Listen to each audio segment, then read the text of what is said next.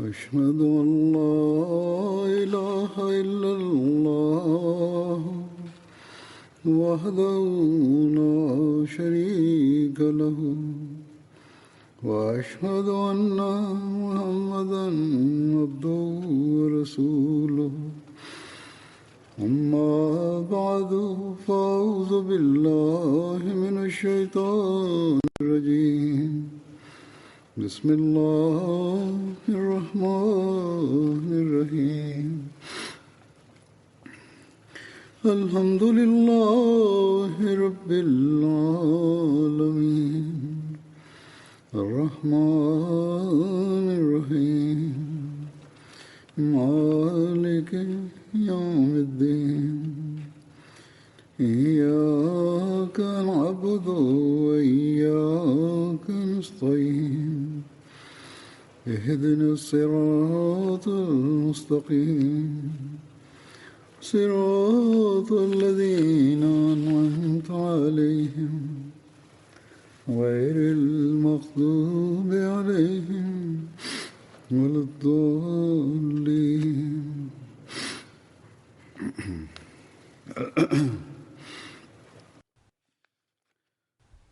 Hazrat Amirul Mominin, Mwenyezi Mungu amsaidie sana, anasema katika hutuba iliyopita kuhusiana na Hat Umar radhiyallahu ta'ala anhu, habari ya suluhu ya Hudaybiyah ilikuwa imezungumzwa.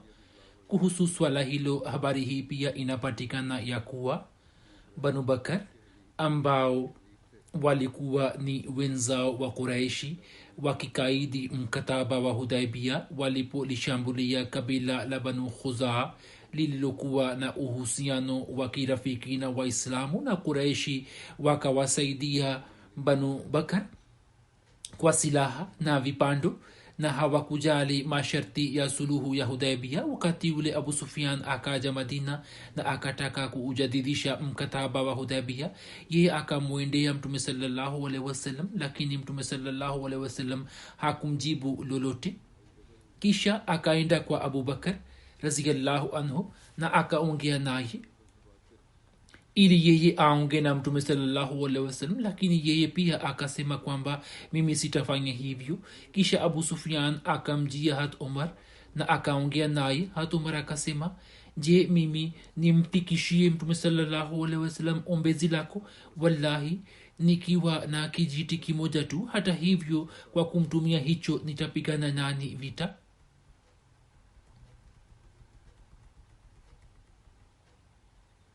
Daktari Ali bin Salabi akieleza habari za ushindi wa Makka ameandika kwamba Mtume sallallahu alaihi wasallam alipofika Maru Zahran,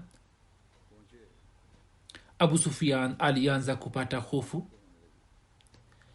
Baba mdogo wa Mtume sallallahu alaihi wasallam Hat Abbas akamshauri ya kwamba uombe amani kutoka kwa Mtume sallallahu alaihi wasallam. Hat Abbas anasimulia kwamba mimi nikamwambia Abu Sufyan, ole wako, angalia Mtume sallallahu alaihi wasallam yupo katika watu. Abu Sufyan akasema, wazazi wangu wajitolee kwako ikiwa kuna njia ya kuepukana na hali hiyo. Nikasema, wallahi, wakikukamata kwa yakini watakuua. Panda nyuma yangu na kupeleka kwa Mtume sallallahu alaihi wasallam, kisha nitamuomba amani kwa ajili yako. Hat Abbas anasema kwamba yeye akapanda nyuma yangu.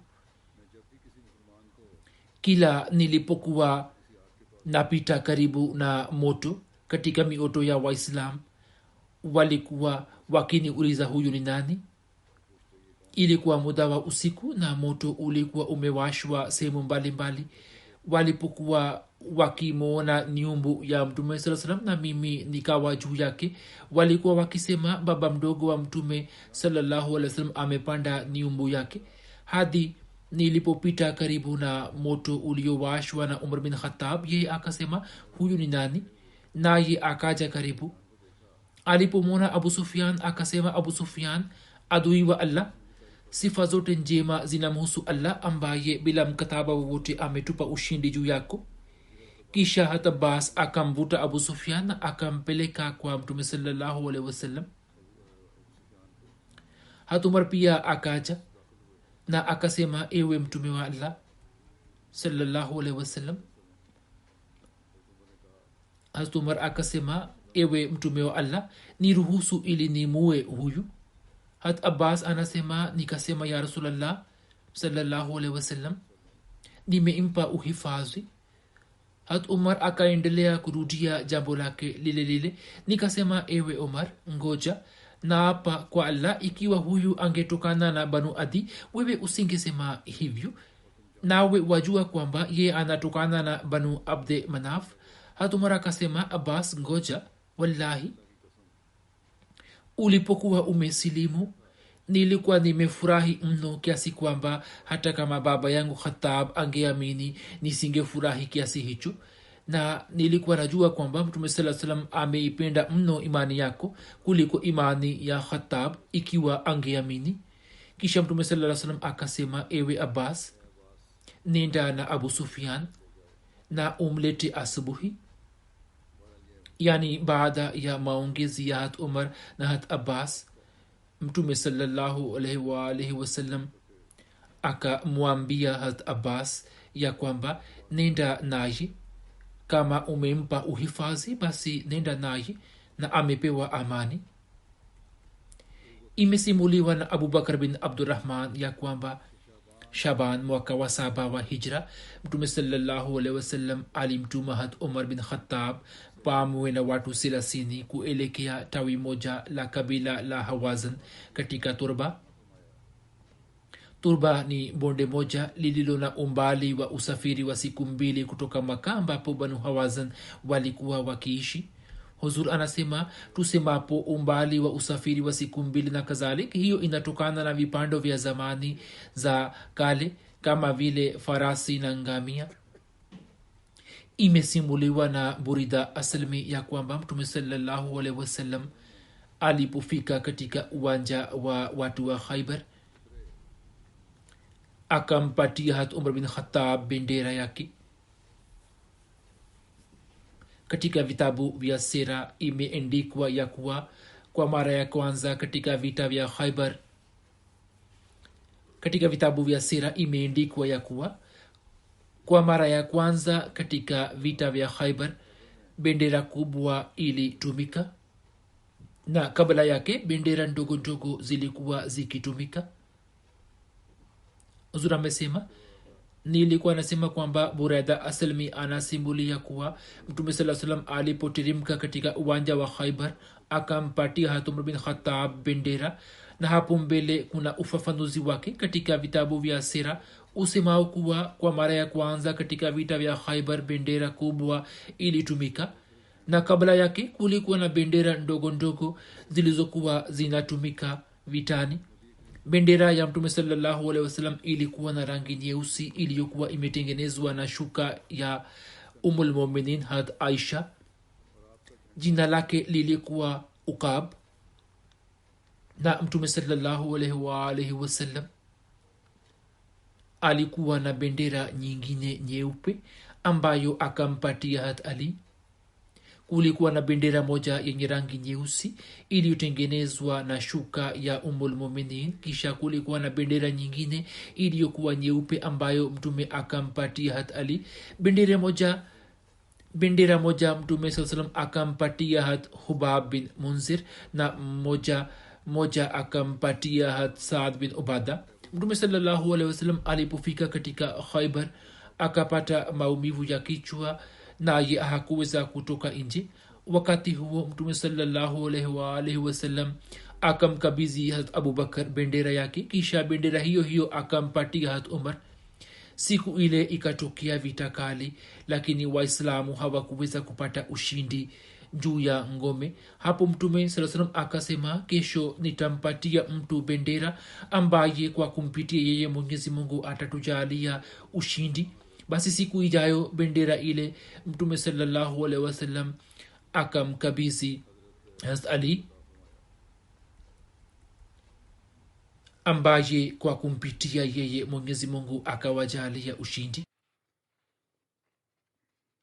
ibni ishaka anasema ya kwamba mimi nilimuuliza ibni shihab zuhri ya kuwa kwa masharti gani mtume sallallahu alaihi wasallam alikuwa amewapatia mayahudi mabustani ya mitende.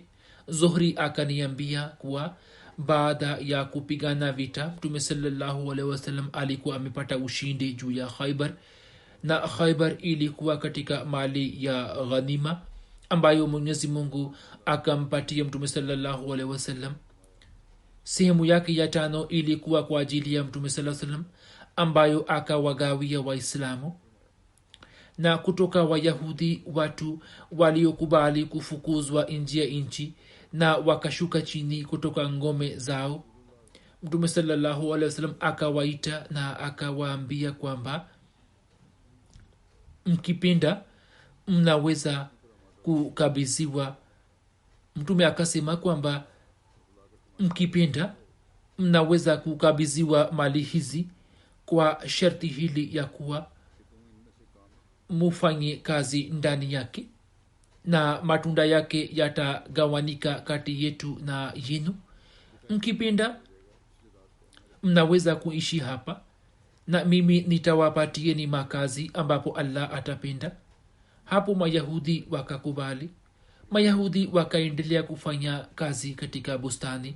Mtume sallallahu alaihi wasallam alikuwa anamtuma hat Abdullah bin Rawaha ili awagawie matunda ya zile bustani, naye alikuwa anafanya kazi kwa uadilifu sana na alikuwa anagawa kwa uadilifu. Kisha Mwenyezi Mungu alipomfisha nabii wake hata Abubakar pia akaendelea kufanya hivyo na Mayahudi kama mtume sallallahu alaihi wasallam alivyokuwa anafanya.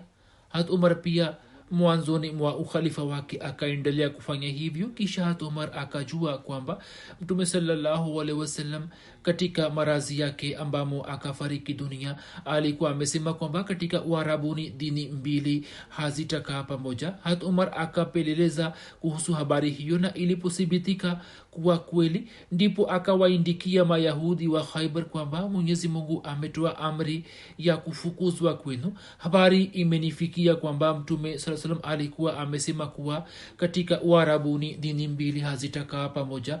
Basi kwa Wayahudi mtu aliye na ahadi fulani kwa mtume aje nayo kwangu ili nimtimizie ahadi hiyo, na mtu asiye na ahadi yoyote basi ajiandae kuacha nchi. Yani kama kuna ahadi ya mtume sallallahu alaihi wasallam alikuwa ameahidi juu ya kuishi kwa mtu, basi nitamtimizia, lakini kama hakuna ahadi basi mtalazimika kuacha mahali hapa. Basi watu wasio na ahadi yoyote ya mtume sallallahu alaihi wasallam Umar akawafukuza kutoka nchi.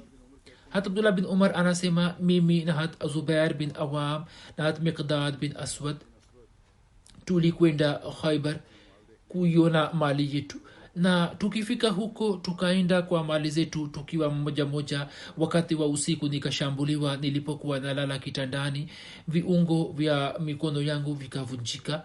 Asubuhi wenzangu wote wawili wakanijia wakipiga kelele na wakaniuliza kwamba nani amekufanyia hivi. Nikasema sijui. Yeye anasema wenzangu wakasawazisha mikono yangu kisha wakanipeleka kwa Hat Umar. Hat Umar akasema hicho kimefanywa na Mayahudi. Kisha akasimama kuwahutubia watu na akasema, eni watu, mtume sallallahu alaihi wasallam alikuwa amefanya mkataba na Mayahudi wa Khaybar kwa sharti kwamba tukipenda tutawafukuza. Sasa Mayahudi wamemshambulia hata Abdullah bin Umar na wamevunja viungo vya mikono yake. Kama habari hiyo imeshafika kwenu, na siku za nyuma pia walikuwa wamemshambulia Ansari mmoja, na sisi hatuna shaka kwamba hawa ni wenzao. Huko hatuna adui isipokuwa hawa. Basi mtu aliye na mali yake katika Khaybar aichukue, kwani mimi nitawafukuza Mayahudi. Naye akawafukuza. Abdullah bin Maknaf anasimulia kwamba hat Umar alipowatoa Mayahudi kutoka Khaybar, yeye mwenyewe akapanda pamoja na Ansar na Wahajiri na Jabbar bin Sakhar na Yazid bin Thabit pia wakatoka pamoja naye. Jabbar alikuwa ni mwenye kuwapigia watu wa Madina hisabu ya matunda na mhasibu wao wakawagawia watu mali ya Khaybar sawa na gawio lile lile la zamani. Huzur anasema tukio lipatikanalo mwanamke moja alipotumwa Makka na barua. Hatib alipofanya hivyo na akampa barua kisiri na kumtuma Makka ili awapatie washirikina wa Makka taarifa kuhusu baadhi ya mipango ya Mtume sallallahu alaihi wasallam, na Mtume sallallahu alaihi wasallam akajulishwa na Allah, naye akamtuma Hat Ali na mama huyo akakamatwa njiani. Kisha baada yake Mtume sallallahu alaihi wasallam alipomhoji Hatib, naye akaeleza uzuru wake na akasema kuhusu imani yake ya kwamba hakuna dosari katika imani yangu, bali mimi nina imani kamili, na akamhakikishia. Mtume sallallahu alaihi wasallam akakubali uzuru wake, lakini Umar akasema, ya Rasulallah, niache nikate shingo ya mnafiki huyu. Mtume sallallahu alaihi wasallam akasema, angalia, yeye alishiriki katika vita vya Badr, na utajuaje kwamba Mwenyezi Mungu akawatizama walioshiriki katika Badr kutoka juu? Na akasema, fanyeni mupendavyo, mimi nikisitiri madhambi yenu nimewasameheni.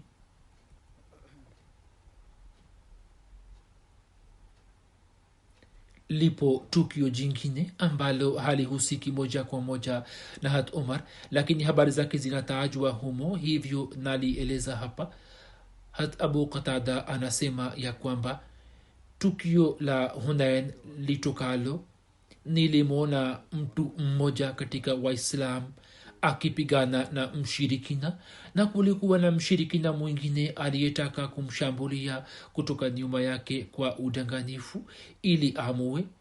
Kwa kuona hiyo, nikamkimbilia mtu huyo haraka ambaye alitaka kumvamia Muislamu huyo kwa udanganyifu. Yeye akainua mkono wake kwa kuniua, nikamvamia mkono wake na nikaukata. Kisha yeye akanikamata na akanivuta kwa nguvu hadi nikakosa nguvu, kisha akaniacha. Mimi nikamsukuma na nikamua. Huko kilichotokea ni kwamba Waislamu wakatawanika na wakakimbia. Mimi pia nikakimbia pamoja nao. Kisha nikamwona Hat Umar bin Khattab alikuwa pamoja na watu. Nikamuuliza, imekwaje? Kwa nini watu wamekimbia? Yeye akasema, matakwa ya Allah. Kisha watu wakarejea na wakaja kwa Mtume sallallahu alaihi wasallam. Mtume sallallahu alaihi wasallam akasema, mtu akileta ushahidi kuhusu mtu aliyeuawa kwamba yeye amemua, basi mali ya mtu huyo aliyeuawa itaenda kwa muuaji wake. Mimi nikainuka ili nitafute ushahidi kuhusu mtu niliyemua, lakini sikumpata mtu ambaye angetoa ushahidi wangu, na nikaketi. Kisha nikapata wazo na nikamweleza Mtume sallallahu alaihi wasallam tukio zima kuhusu mtu huyo. Mtu mmoja akasema, silaha za mtu huyo ambaye yeye amemtaja zipo kwangu, wewe badala ya silaha hizi umpatie chochote ili arizike tu. Hata Abubakar akasema, hiyo haiwezi kutokea, kwamba Mtume sallallahu alaihi wasallam amfanye mtu wa kawaida sana wa Quraysh kupata mali yake, na katika simba wa Allah amwache simba mmoja ambaye anapigana kwa niaba ya Allah na mtume wake. Hata Abu Qatada anasema, mtume akainuka na akanipatia mali ile. Mimi nikaitumia na kununua bustani ndogo ya mitende, na hiyo ilikuwa mali ya kwanza ambayo nikaipata katika Islam kama mali yangu. Imesimuliwa na Ibn Umar ya kwamba tuliporejea kutoka Hunain, Umar alimuuliza Mtume sallallahu alaihi wasallam kuhusu nadhiri aliyokuwa akiifunga katika zama za ujahili, yani kukaa itikafu. Mtume akamwambia kutimiza nadhiri hiyo, kwamba hata kama ilikuwa ya zama za ujinga uitimize tu. Sura anasema, yani nadhiri ambayo mtu anaweza kuitimiza akiwa chini ya mafundisho ya Islam, hilo ni sharti lake. Katika mapigano ya Tabuk, Umar alifanya nini kuhusu swala hilo? inapatikana kwamba wakati wa vita vya Tabuk mtume sallallahu alaihi wasallam alipowahimiza wasahaba kutoa mchango maalum, hat Umar anasimulia tukio lake akisema kwamba siku moja mtume sallallahu alaihi wasallam akatuambia kutoa sadaka. Wakati ule nilikuwa na mali, nikajisemea kwamba ikiwa naweza kumshinda hata Abubakar basi leo nitamshinda. Hivyo nikaaja na nusu ya mali yangu. Kisha mtume akaniuliza ikiwa nimewaachia ahli zangu chochote. Nikasema nusu yake nimewaachia na nusu nimeileta. Na hata Abubakar akaaja na mali yake yote. Mtume sallallahu alaihi wasallam akamuuliza hata Abubakar kwamba wewe umewaachia nini ahli zako? Abubakar Siddiq akasema nimewaachia Allah na mtume wake. Hat Umar anasema nikafikiri kwamba sitaweza kumshinda yeye kamwe. Musleh Maud radhiyallahu anhu akieleza kisa hicho anasema kwamba wakati wa jihadi fulani hat Umar radhiyallahu anhu anasimulia nilipata wazo kwamba hata Abubakar Siddiq radhiyallahu anhu muda wote ananishinda, leo mimi nitamshinda. Hivyo nikaenda nyumbani na nusu ya mali yangu nikachukua na nikaileta kwa mtume sallallahu alaihi wasallam. Zama ile ilikuwa zama yenye taabu na shida sana kwa Islam, lakini hata Abubakar akaleta mali yake yote na akampatia mtume sallallahu alaihi wasallam. Mtume sallallahu alaihi wasallam akamuuliza Abubakar, nyumbani umeacha nini? Yeye akasema Allah na mtume wake. Hata Umar anasema niliposikia jibu lake nikajuta mno na nikajisemea kwamba leo nimetumia nguvu zote ili nimshinde Abubakar, lakini leo pia Abubakar amenishinda.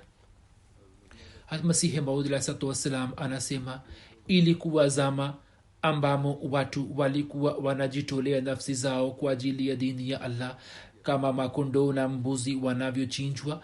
Na kuhusu mali, hata Abubakar Siddiq radhiyallahu anhu akajitolea mali zake zote zaidi ya mara moja. Al-Masih Maud al-Islam anasema kwamba hiyo si habari ya mara moja bali ni zaidi ya mara moja, hadi akatoa kila kitu. Na hata Umar pia akafanya sawa na uwezo wake, na Uthman akatoa sawa na uwezo wake, na Ali pia akatoa sawa na uwezo wake. Maswahaba wote wakawa tayari kujitolea nafsi na mali zao kwa ajili ya dini ya Allah. Kisha Al-Masih Maud al-Islam akiwazungumzia baadhi ya watu wa jamaati yake anasema ilhali wapo wengine ambao kufanya bayati wanafanya tu na wanakiri vile vile kwamba sisi tutaitanguliza dini juu ya dunia, lakini wakati wa haja wanaendelea kushika mifuko yao kwa nguvu.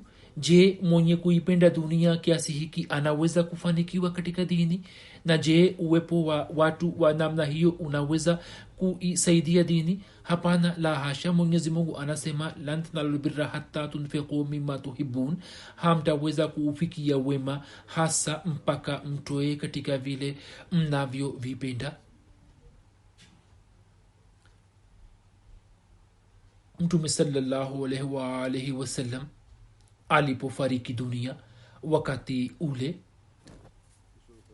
Hat Umar radhiyallahu ta'ala anhu alikuwa na hali gani? Imesimuliwa na Hat Ibn Abbas ya kwamba muda wa kifo cha Mtume sallallahu alaihi wasallam ulipokaribia, kulikuwa na baadhi ya wanaume nyumbani. Hat Umar pia alikuwepo. Nabii sallallahu alaihi wasallam akasema, njoni niwaandikieni maandiko fulani ambayo baada yake nyinyi hamtapotea. Hiyo ni habari ya siku za mwisho za maradhi yake. Hazrat Umar akawaambia watu waliokuwa wamekaa pembezoni mwake kwamba Mtume sallallahu alaihi wasallam anaumwa sana na nyinyi mnayo Qur'ani tukufu, kitabu cha Allah kinawatosha kwenu. Watu waliokuwepo nyumbani wakahitilafiana naye na wakaanza kujadiliana. Baadhi yao walikuwa wakisema kwamba leteni kalamu na karatasi ili Mtume awaandikieni maandishi ambayo baada yake nyinyi hamtapotea. Na baadhi yao walikuwa wanasema kwamba kama asemavyo Hazrat Umar kwamba tusimuuzi mtume saa salam. Kisha walipokithiri katika mjadala huo na wakahitilafiana, mtume sallallahu alaihi wasallam akasema, nendeni kutoka hapa.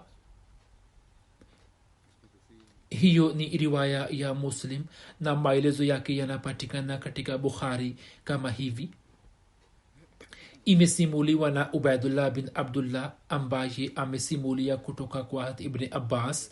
Yeye alikuwa anasema kwamba mtume sallallahu alaihi wasallam alipopata maradhi, mtume sallallahu alaihi wasallam akasema, nileteni vitu vya kuandika ili niwaandikieni maandishi ambayo baada yake nyinyi msisahau. Hat Umar akawaambia watu waliokuwepo kule kwamba saa hizi maradhi ya mtume sallallahu alaihi wasallam yamezidi sana, nasi tuna kitabu cha Allah, yani Qurani tukufu ambayo inatutosha, hivyo hakuna haja ya kumsumbua mtume.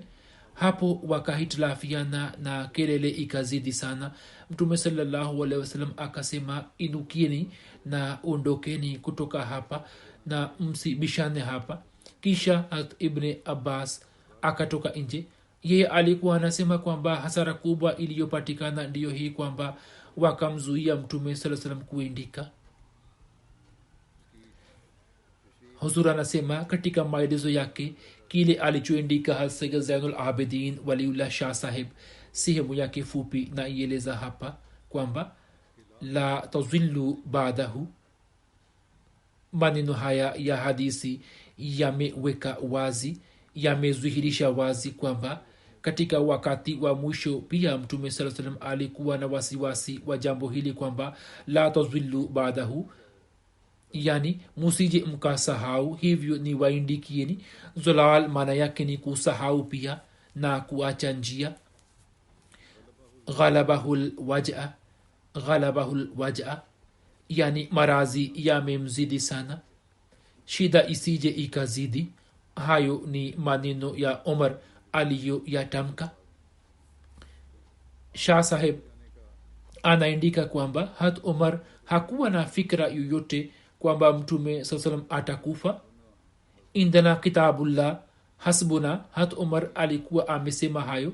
Sababu yake ni kwamba Mwenyezi Mungu anasema, ma faratna fil kitabe min shay'in,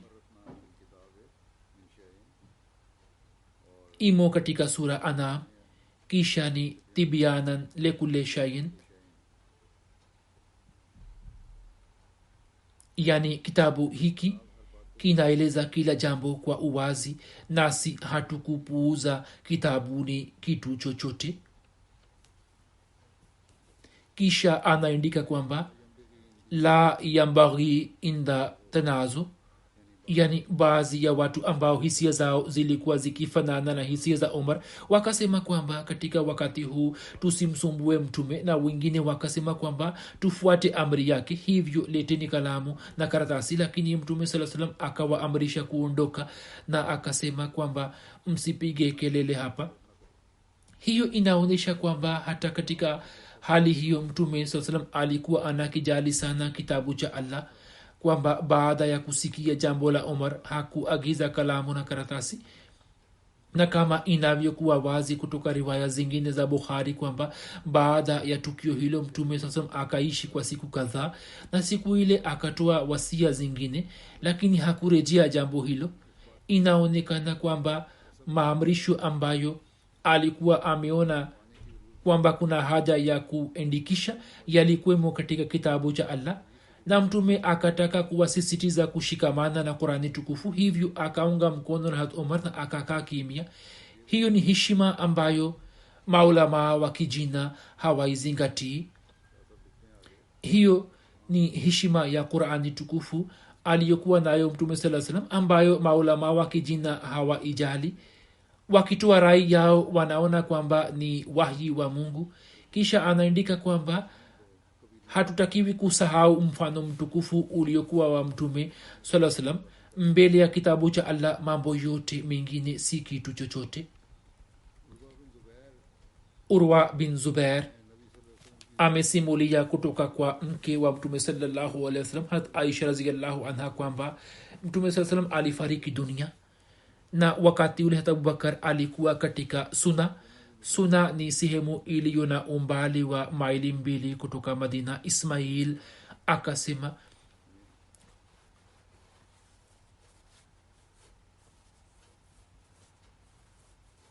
Ismail akasema kwamba Hazrat Abubakar alikuwa karibu na Madina. Hazrat Umar aliposikia taarifa ya kifo cha Mtume sallallahu alaihi wasallam akainuka na akasema, na hapa wallahi Mtume sallallahu alaihi wasallam hajafa. Hazrat Aisha alikuwa akisema, Hazrat Umar alikuwa anasema, wallahi nilikuwa nimewaza jambo hilo moyoni. Na Hazrat Umar akasema, Allah lazima atamnyanyua ili akate mikono na miguu ya baadhi ya watu. Hazrat Umar alikuwa hakubali kwamba Mtume sallallahu alaihi wasallam amefariki dunia, na alikuwa anasema kwamba Mtume sallallahu alaihi wasallam atahuika tena. Katika muda huo akaja Hazrat Abubakar, yeye akaondoa kitambaa kutoka uso wa Mtume sallallahu alaihi wasallam na akabusu paji la uso wake akisema, wazazi wangu wajitolee kwako, u mzuri katika mauti yako kama ulivyokuwa mzuri katika uhai wako. Naapa kwa Allah ambaye uhai wangu umo mkononi mwake, naapa kwa Allah ambaye uhai wangu umo mkononi mwake, bila shaka Allah hata kuletea vifo viwili. Kisha Abubakar akatoka nje kwa watu na akasema, ewe mwenye kuapa, ngoja. Akaongea na Hazrat Umar na akasema, unayeapa ngoja. Hazrat Umar akaketi. Hazrat Abubakar akamhimidia Allah na akasema, ala man kana yabudu Muhammadan sallallahu alaihi wasallam fa inna Muhammadan qad mata wa man kana yabudu Allah fa inna Allah hayyun la yamut. Kwamba angalieni, aliyekuwa akimwabudu Muhammad asikilize kwamba Muhammad sallallahu alaihi wasallam kwa yakini amefariki, na aliyekuwa anamwabudu Allah basi akumbuke kwamba Allah yu hai, hata kufa kamwe. Na hata Abubakar akasoma aya ifuatayo, innaka mayitun wa innahum mayitun, kwa hakika wewe ni mwenye kufa na hakika wao pia ni wenye kufa. Kisha akasoma aya ijayo, wama Muhammadun illa rasul qad khalat min qablihi rusul afain mata au qutila inqalabtum ala aqabikum wa man yanqalib ala aqibaihi falan yadurrullaha shay'an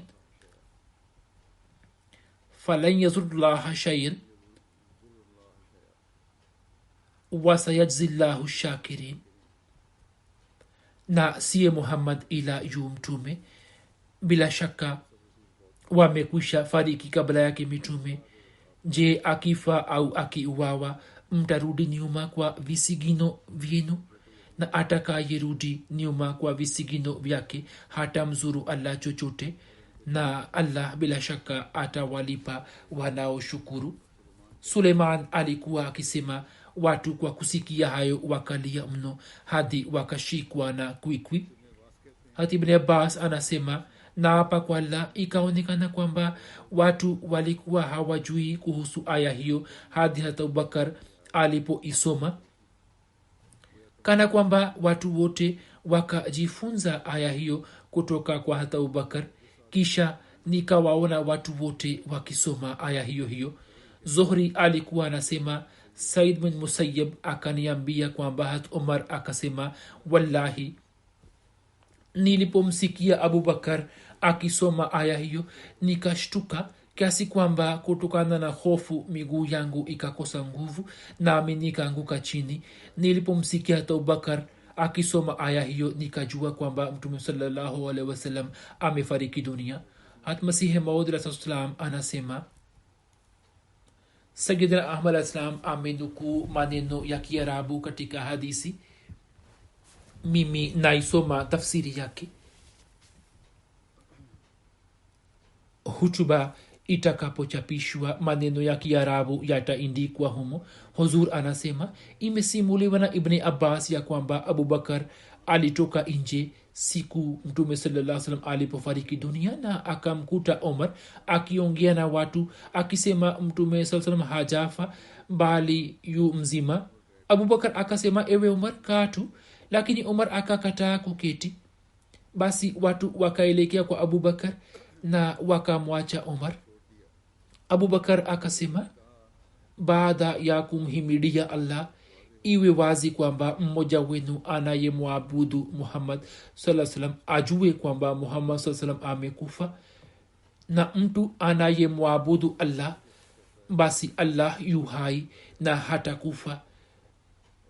Na dalili ya kifo cha mtume saa salam ndiyo hii kwamba mwenyezi mungu amesema kuwa siye muhammad ila yu mtume. Bila shaka wamekwisha fariki kabla yake mitume.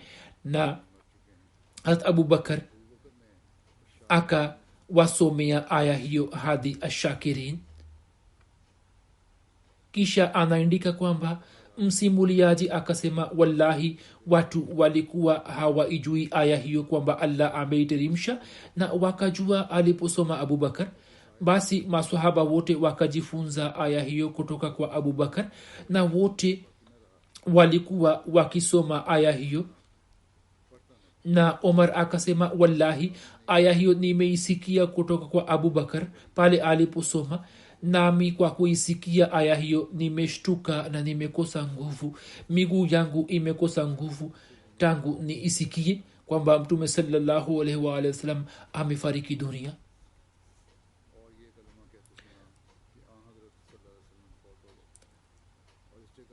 Sayyidina ahmad alaihissalam anasema kwamba hapa kuna maelezo ya kastalani, maelezo ya bukhari ya kwamba umar bin al-khattab yukallimu nnasa yaqulu lahum ma mata rasulullah wala yamutu hatta yaktula almunafiqin.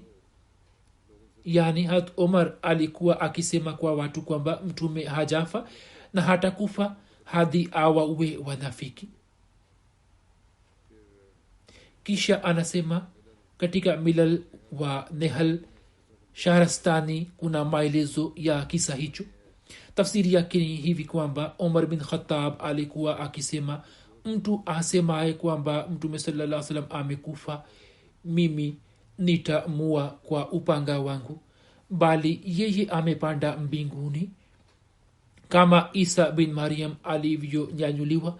Na Abubakar akasema, mtu anayemwabudu Muhammad basi yeye amekufa, na mtu anayemwabudu Mungu wa Muhammad basi yeye yu hai na hata kufa. Yani Allah ndiye mwenye sifa ya kubaki kuwa hai, na viumbe wote wanakufa hata kama liwepo wazo la kudumu kwao. Yani hata kama wazo liwepo kwamba vitu hivi vitadumu, vitu hivi na watu wanakufa kabla yake. Kisha Abubakar akasoma aya isemayo Muhammad sallallahu alaihi wasallam ni mtume na mitume wote wamekwisha pita katika dunia, akifa au akiuawa je mtaritadi? Ndipo watu kwa kusikia aya hiyo wakabadilisha mawazo yao. Sasa fikirini kwamba ikiwa hata Abubakar alikuwa hakuichukua hoja hii kutoka Qur'ani kwamba mitume wote wamekwisha kufa, na pia ikiwa hoja hiyo haikuwa imara, basi maswahaba ambao sawa na kauli yenu walikuwa zaidi ya 100,000. Hazur anatoa dalili, anawaambia kwamba maswahaba ambao sawa na kauli yenu walikuwa zaidi ya 100,000, kivipi na kwa namna gani wakarizika juu ya jambo lenye mashaka na lililofikirika tu? Na kwa nini hawakueleza hoja yao wakisema kwamba bwana, hoja yako haina nguvu na huna hoja nyingine? Je, huna habari kwamba Qur'ani tukufu katika aya rafiu kwa ilayya inaeleza habari ya kwenda mbinguni kwa Hazrat Masih pamoja na mwili wake? Je, hujasikia bal rafahullahu ilayhi? Kisha kwa nini mtume sallallahu alayhi wasallam hawezi kwenda mbinguni?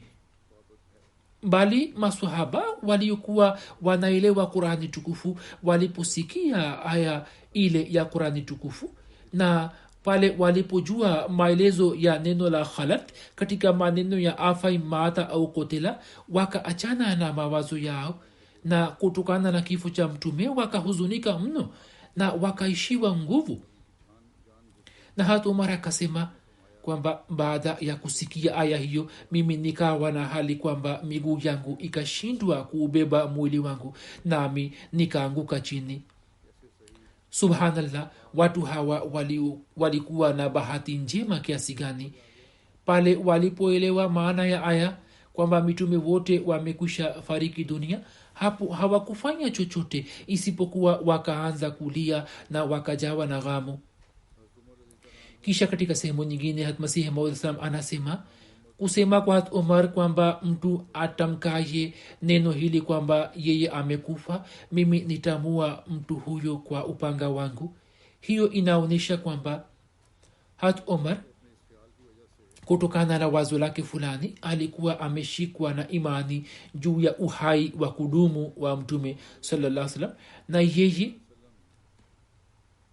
neno hili kwamba mtume sallallahu alaihi wasallam amekufa alikuwa analichukulia neno la kufuru na kuritadi. Mwenyezi Mungu amjalie hata Abubakar radhiyallahu anhu ujira mara maelfu, ambaye kwa haraka sana akaiondoa fitna hiyo na akieleza hoja imara, akawaambia kuwa mitume wote wa zamani wamekufa, na kama yeye Huzur anasema kwamba na kama yeye alivyo waua Musailma Kazab na Aswad Ansi, na kama yeye alivyo waua Musailma Kazab na Aswad Ansi na kadhalik, kwa hakika kwa hoja na maelezo yake na kwa ijmaa ya maswahaba wote akawaua waongo wingi wa zamani, waongo wingi wa zama za katikati, yani nazaria ya uongo waliokuwa nayo yeye akaifuta na kuibatilisha kana kwamba si waongo wanne bali akawaua waongo watano. Kisha anasema ewe Allah, umtirimshie mamilioni ya rehma ikiwa hapa maana ya khalat ifanywe kuwa baadhi ya manabii wameenda kukaa mbinguni wakiwa hai, ndipo katika hali hiyo Umar anasema kweli, na aya hii haiendi kinyume chake bali inamunga mkono. Lakini maneno yajayo ya aya ambayo ni maelezo yake, yani afai mata au kotela, ambayo Abubakar akayaona yanadhihirisha kwamba kuchukua maana hii ya aya ya kwamba mitume wote walipita, sasa walipita kwa kufa au walipita wakiwa hai, hiyo ni kinyume cha matakwa ya Allah na ni uzushi mkubwa, na wenye kutunga uongo wa aina hiyo kwa maksudi ambao hawaogopi siku ya hukumu na wanachukua maana hiyo iliyo kinyume cha maelezo ya Allah, bila shaka wapo chini ya laana ya kudumu. Lakini Umar hadi wakati ule alikuwa hajui kuhusu aya hiyo, na masahaba wengine pia walikuwa wameshikwa na wazo hilo hilo, na walikuwa wameshikwa na kosa hilo ambalo linaendana na tabia ya kibinadamu, na walikuwa na wazo moyoni kwamba baadhi ya manabii wako hai hadi sasa na watakuja tena duniani. Sasa kwa nini Muhammad sallallahu alaihi wasallam asifanane nao?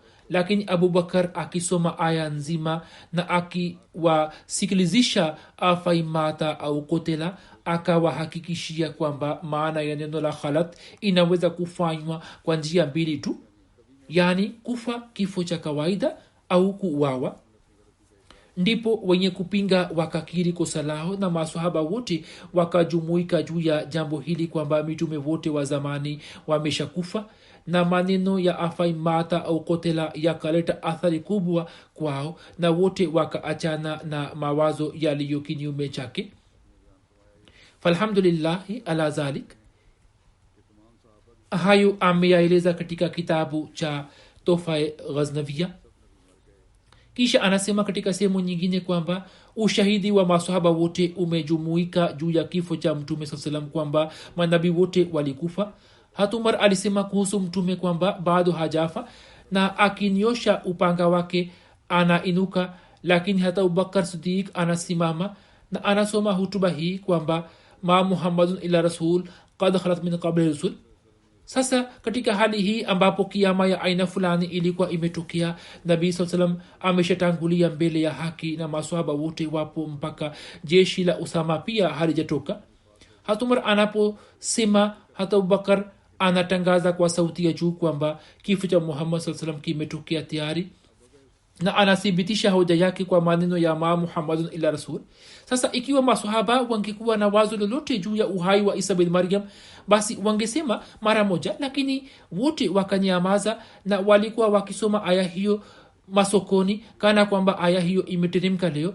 Mungu apishe mbali, sio maana kwamba wakanyamaza kwa sababu ya haiba ya Abubakar na hawakubatilisha jambo lake. Hapana, bali uhakika ndio huu ambao Abubakar akauleza na wote wakakubali. Hiyo ni ijma ya maswahaba watukufu.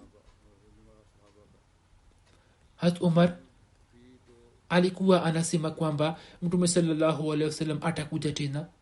Kama hoja hii isingekuwa kamili na ingekuwa na istisna kuhusu Isa bin Maryam, basi hiyo isingekuwa hoja imara, bali ingekuwa kichekesho fulani na Hazrat Umar angeibatilisha mwenyewe.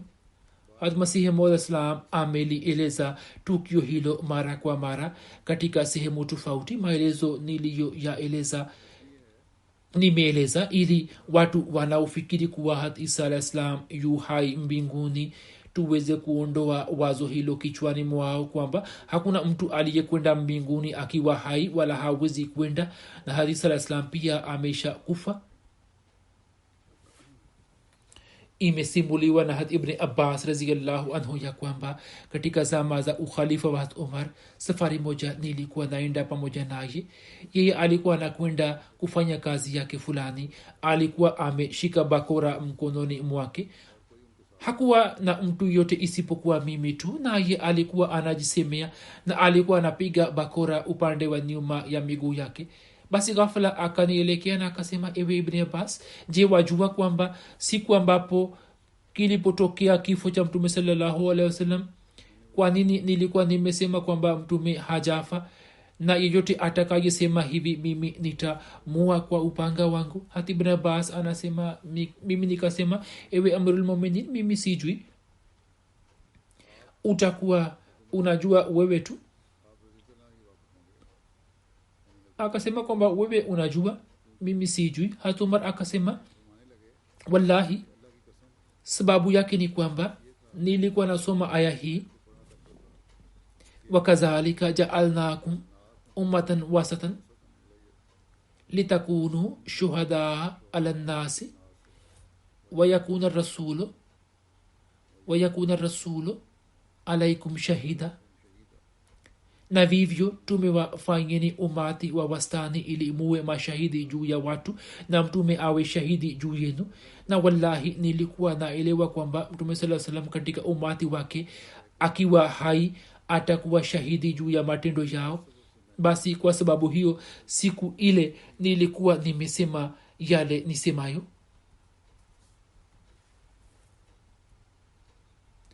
Kuhusu ukhalifa wa Hazrat Abubakar, habari zinazopatikana na nimeshaeleza kutoka Bukhari. Naeleza tena kwamba Maansar walikusanyika katika nyumba ya Bani Saida kwa Hazrat Saad bin Ubada, na wakasema kwamba amiri mmoja atokane nasi na amiri mmoja atakuwa miongoni mwenu. Hazrat Abubakar, Hazrat Umar na Hazrat Abu Ubada bin Jarrah wakawaendea. Hazrat Umar akapenda kusema jambo fulani, lakini Abubakar akamnyamazisha. Hazrat Umar alikuwa anasema kwamba mimi nilitaka niongee jambo fulani, kwani nilikuwa nimeandaa hutuba moja niliyokuwa naipenda mno, na nilikuwa na hofu kwamba huenda Abubakar asiweze kusema yale. Lakini Hazrat Abubakar akatoa hutuba iliyokuwa imezidi katika fasaha na balagha kuliko hutuba za watu wote. Katika hutuba yake yeye akasema, sisi ni maamiri na nyinyi ni mawaziri. Khubab bin Munzir kwa kusikia hiyo akasema, hapana, wallahi hatutafanya hivi. Amiri mmoja atatokana nasi na amiri mmoja atakuwa kutoka kwenu. Abubakar akasema, hapana, bali sisi ni maamiri na nyinyi ni mawaziri, kwani Quraishi kutokana na nasaba wana ubora kuliko Waarabu wote na ni Waarabu wa zamani, hivyo fanyeni bayati ya Omar au Abu Ubaida. Hat Omar akasema, hapana, sisi tutafanya bayati yako. sisi tutafanya bayati yako kwani wewe ni kiongozi wetu na ni mbora kuliko sisi na wewe ni mpendwa wa mtume sallallahu alaihi wasallam. Hapo hat umar akashika mkono wake na akafanya bayati, kisha watu wengine wakafanya bayati yake. hat umar akashika mkono wa hat abubakar siddiq na akasema kwamba chukua bayati yetu, na akafanya bayati yake na akasema kwamba ewe abubakar, mtume sallallahu alaihi wasallam alikuwa amekuamrisha kusalisha swala, basi wewe ni khalifa wa Allah, sisi tunafanya bayati yako kwani wewe ni mpendwa wa mtume sallallahu alaihi wasallam kuliko sisi sote.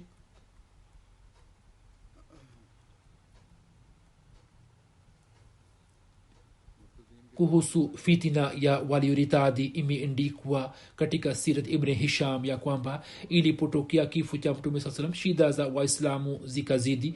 riwaya hii imenifikia kutoka kwa hat aisha, anasema kwamba mtume saa salam alipofariki dunia waarabu wakaritadi na wayahudi na wakristo wakanyanyuka na unafiki ukazwihiri. ibn ishaka anasema hata abu huraira anasimulia kwamba mtume sallallahu alaihi wasallam alipofariki dunia na baada yake hata abubakar akawa khalifa, na miongoni mwa waarabu mwenye kufanya kufuru akafanya kufuru. hata umar bin khattab akamwambia hata abubakar kwamba kivipi utapigana na watu ilhali mtume amesema kwamba nimeamrishwa kupigana na watu hadi waseme la ilaha illallah, yani wanaokiri kusema la ilaha illallah nisipigane nao, na mtu atakayesema la ilaha illallah atasalimisha mali na nafsi yake kutoka kwangu isipokuwa kwa msingi wa haki fulani na hisabu yake ni kwa Allah. hata abubakar akasema wallahi, atakaye tofautisha kati ya sala na zaka mimi nitapigana naye, kwani zaka ni wajibu, na wallahi wakikataa kunipatia hata kamba inayotumika kufunga wanyama ambayo walikuwa wanatoa kwa mtume sallallahu alaihi wasallam, sasa wasipotoa nitapigana nao. hata umar bin khattab anasema wallahi, kisha nikaona kwamba Mwenyezi Mungu akafungua kifua cha hata abubakar kwa ajili ya vita, na nikaelewa kwamba hiyo ndiyo haki. wakati wa kusindikiza jeshi la usama bin zaid, hata abubakar akampa hat usama miongozo mbalimbali. hat usama alikuwa amepanda farasi na abubakar alikuwa anatembea pamoja naye. hat usama akamwomba kumpanda farasi, wa ila mimi pia nitashuka. hata abubakar akasema usishuke, na wallahi mimi sitapanda. na akasema imekwaje kwangu kwamba nisichafue miguu yangu na vumbi katika njia ya Allah, kwani mtu kila anapopiga hatua anaendikiwa mema 700 na anapandishwa kidaraja mara 700 na maovu yake 700 yanasamehewa. baada ya kumpa miongozo hata abubakar akamwambia hatusama kwamba ikiwa unaona ni vizuri basi nisaidie kwa omar, yani omar abaki kwangu, kwani mtume sallallahu alaihi wasallam alikuwa amemjumuisha hat omar katika jeshi la usama. hat usama akatoa ruksa yake. katika zama za hat abubakar katika vita vya yamama mahafizi 70 waliuawa shahidi. kuhusu tukio hilo Hazad bin Thabit Ansari anasimulia kwamba watu wa yamama walipouawa shahidi, hat abubakar aliniita. wakati ule hat umar pia alikuwepo kule.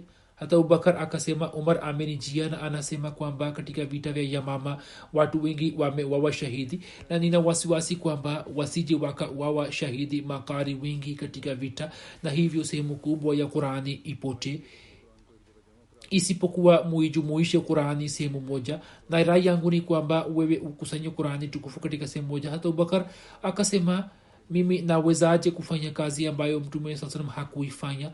Umar akasema wallahi, kazi hii ni nzuri sana. Umar akaendelea kunisisitiza hadi Mwenyezi Mungu akanifungulia kifua changu, na sasa naona hii inafaa kama alivyoelewa Umar.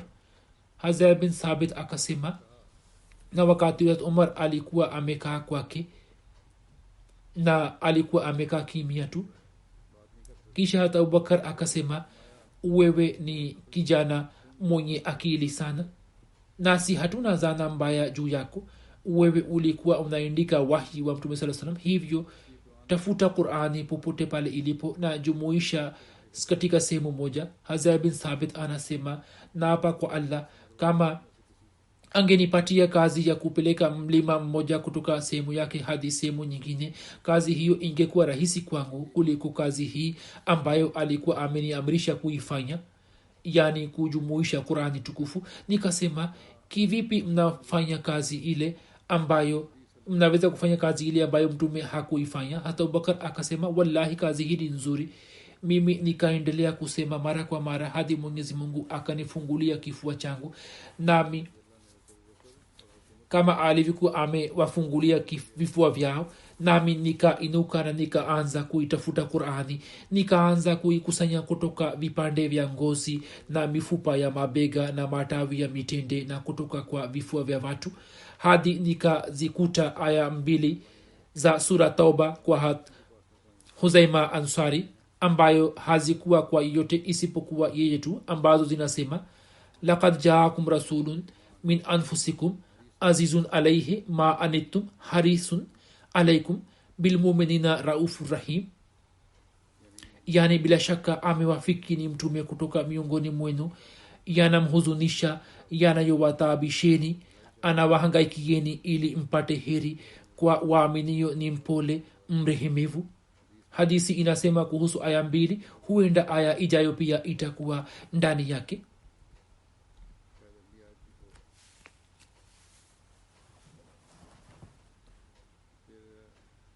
Hazur anasema, kisha kuna riwaya isemayo kuwa ni haraka zile ambamo Qurani tukufu ilikuwa imekusanywa zilibaki kwa Hazrat Abubakar hadi Allah akamfisha, kisha zikabaki kwa Hazrat Umar hadi Allah akamfisha, kisha zikabaki kwa Hazrat Hafsa binti Umar, kisha baadaye Hazrat Usman akazichukua kutoka kwake, kama ilivyoelezwa katika hutuba za nyuma.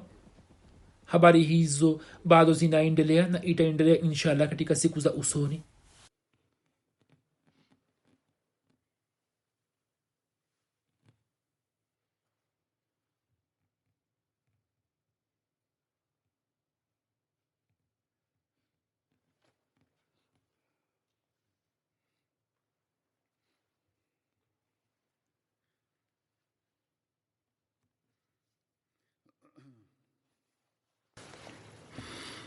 الحمد لله الحمد لله نحمده ونستعينه ونستغفره ونؤمن به ونتوكل عليه ونعوذ بالله من شرور أنفسنا ومن سيئات أعمالنا من يهده الله فلا مضل له ومن يضلل فلا هادي له ونشهد أن لا إله إلا الله ونشهد أن محمدا عبده ورسوله عباد الله رحمكم الله إن الله يأمر بالعدل والإحسان وإيتاء ذي القربى وينهى عن الفحشاء والمنكر والبغي يعظكم لعلكم تذكرون اذكروا الله يذكركم وادعوه يستجب لكم ولذكر الله أكبر.